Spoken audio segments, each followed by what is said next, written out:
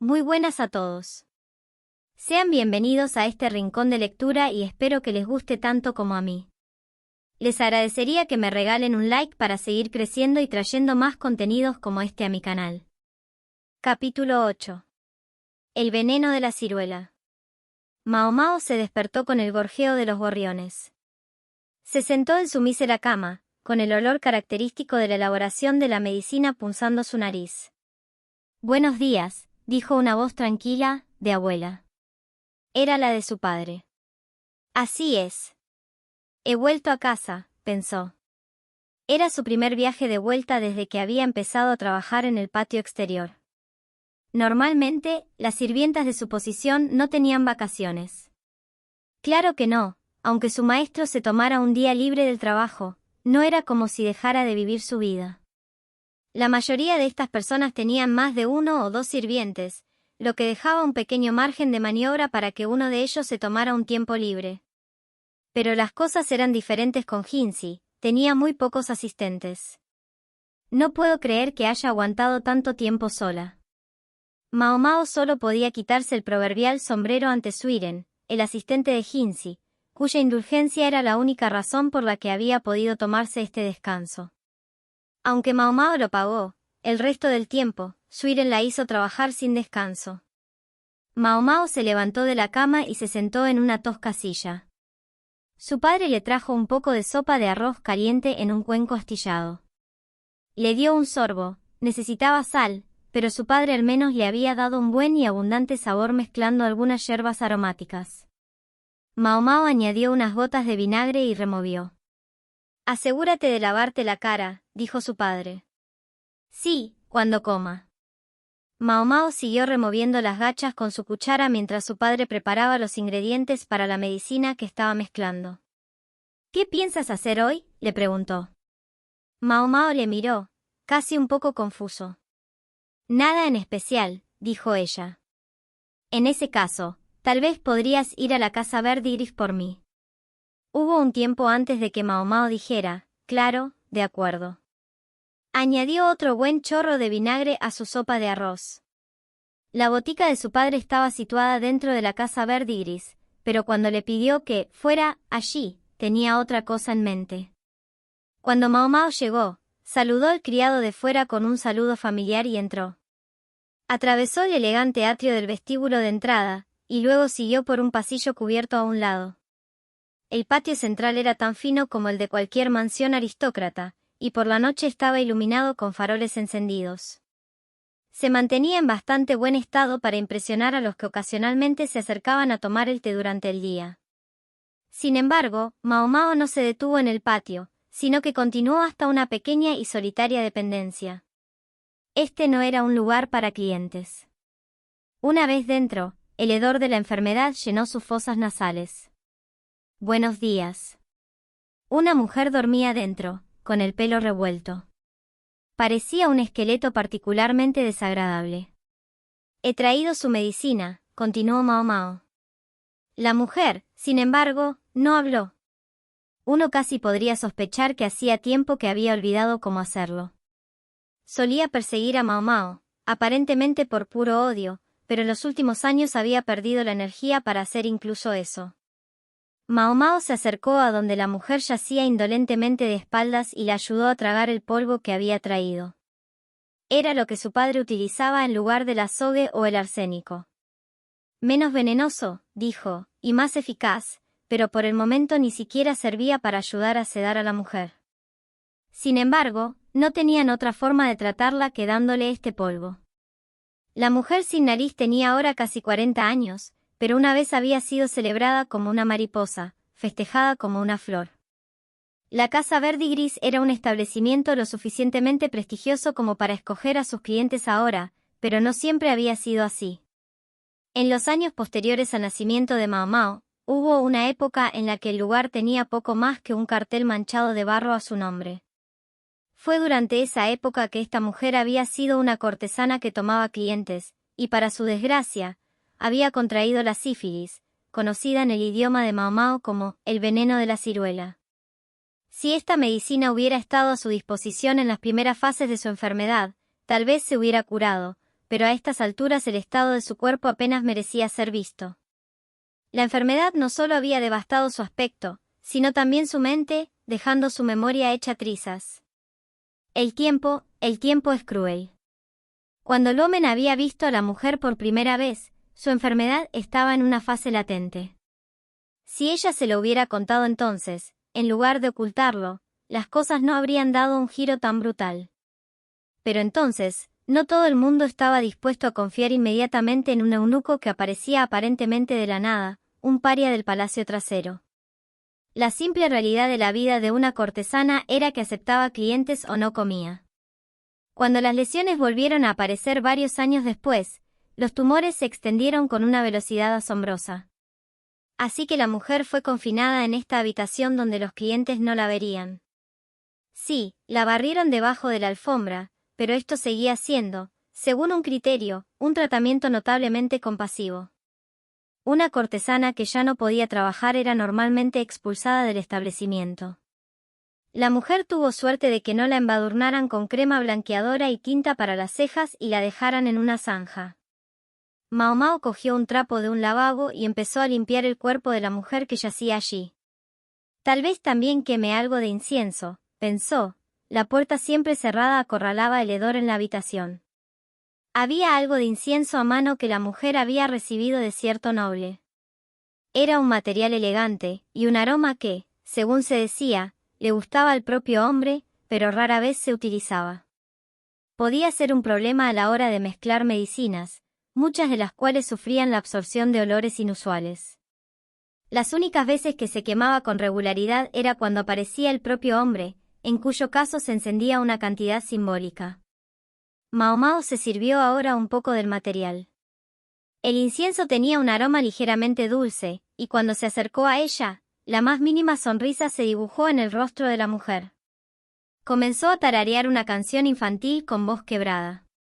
Parecía que había retrocedido a su infancia. Con suerte, al menos estaba reviviendo un recuerdo agradable. Mao Mao colocó el quemador de incienso en un rincón de la habitación para que la cortesana no lo tirara accidentalmente. En ese momento, oyó unos pasos fuertes procedentes del exterior. Dios mío. ¿Qué pasa? Apareció uno de los aprendices. Mao Mao parecía recordar que servía a Mei Mei. La chica se mostró reacia a entrar en la habitación de la enferma, pero se quedó en la puerta. Probablemente tenía miedo de la mujer sin nariz. Sis dijo que te trajera un mensaje, le dijo la chica a Mao Mao. Dijo que si te encontraba aquí, te dijera que era mejor que te quedaras aquí un tiempo. Dijo que hay un tipo raro con un monóculo por ahí. Ah, dijo Mao Mao. Comprendió a quién se refería la chica. El hombre raro con gafas era un antiguo cliente de la casa verde y gris, pero no era alguien con quien Mao Mao quisiera cruzarse. Sin embargo, mientras permaneciera en esta habitación, estaría a salvo. La señora nunca haría algo tan estúpido como mostrar a un cliente algo que le había costado tanto ocultar. Bien, dijo ahora Mao Mao. Ya lo tengo. Puedes volver. Entonces soltó un suspiro. La mujer sin nariz detuvo su canción y sacó un juego de canicas hechas con guijarros de colores. Comenzó a alinearlas una al lado de la otra, como si tratara de organizar los jirones de sus recuerdos. Mujer tonta, pensó Mao Mao. Se acercó a un rincón de la habitación y se agachó. Fue Mei Mei quien se acercó poco después para avisar a Mao Mao de que no había moros en la costa. A diferencia de su aprendiz, la cortesana entró en la habitación sin dudar, como si la conociera bien. Gracias por cuidar de ella hoy. Mao Mao le tendió una almohada redonda. Mei Mei se sentó y sonrió a la enferma. La paciente no reaccionó, se había quedado dormida en algún momento. Mao Mao, dijo Mei Mei. Han vuelto a hablar de ya sabes qué. Mao Mao efectivamente sabía qué. La sola idea era suficiente para ponerle la piel de gallina. Viejo bastardo persistente, ¿verdad? Me sorprende que puedas soportarlo, hermanita. Es un buen cliente, si puedes aceptarlo como es. Y teniendo en cuenta lo que paga, la vieja no va a objetar. Sí.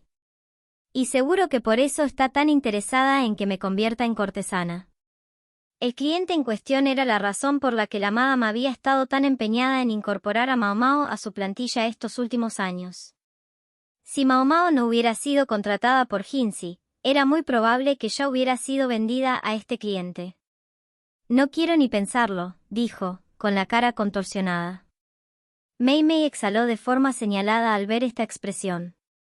Desde una perspectiva externa, podría parecer un excelente partido. Tienes que estar bromeando. No me pongas esa cara. Las cortesanas tenían una idea algo diferente a la de la mayoría de la gente de lo que constituía un buen partido. ¿Sabes que somos pocas los que terminamos con alguien que realmente deseamos? Lo sé. Porque para la Madame, la atracción personal no pesa nada, pero la plata pesa mucho, mucho. Eso es lo que cuesta un billete en el barco al cielo, dijo Mei Mei con una risa jovial. Pasó los dedos por el cabello de la enferma y luego le susurró a Mao Mao: creo que la vieja está dispuesta a vender a uno de nosotros un día de estos. Ya tenemos esa edad. Mei Mei aún no había cumplido los 30 años, pero para una cortesana era totalmente natural empezar a pensar en la jubilación a esa edad. Vender caro, por así decirlo, o más bien, vender antes de que su aspecto empezara a desaparecer. Mao Mao estudió en silencio el perfil de Mei Mei. Su rostro, que seguía siendo hermoso, parecía inundado de un montón de emociones, pero Mao Mao no quería pensar demasiado en ellas. Eran sentimientos que aún no comprendía. Si existía el amor, Mao Mao pensaba que lo había dejado en el vientre de la mujer que la había parido cuando vino al mundo. ¿Y si montas un local propio? Ja. Lo último que quiero es hacerle la competencia a esa vieja bruja. Mei Mei debe tener suficiente dinero para liberarse, pensó Mao Mao. Si decidió no dejar la vida de cortesana, debió ser porque no estaba preparada. Solo un poco más, dijo Mei Mei con una sonrisa. No estaré en esta línea de trabajo para siempre. Hinsi apretó su chuleta contra unos papeles, con el rostro alargado. La salida del día anterior debía de haberle cansado.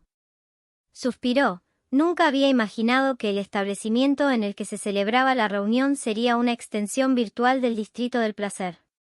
No había ido allí para eso. Es más, todo el sentido de su disfraz había sido que le resultaba difícil salir en público tranquilamente. Sin embargo, había acabado acompañado por Mao Mao prácticamente hasta la misma puerta de su reunión. Otra cosa que no había previsto. La idea había surgido, en cambio, del ayudante que organizaba tranquilamente los papeles a su lado. Aquel hombre le había servido durante muchos años, pero quizá eso le hacía estar demasiado dispuesto a tomar el asunto en sus manos.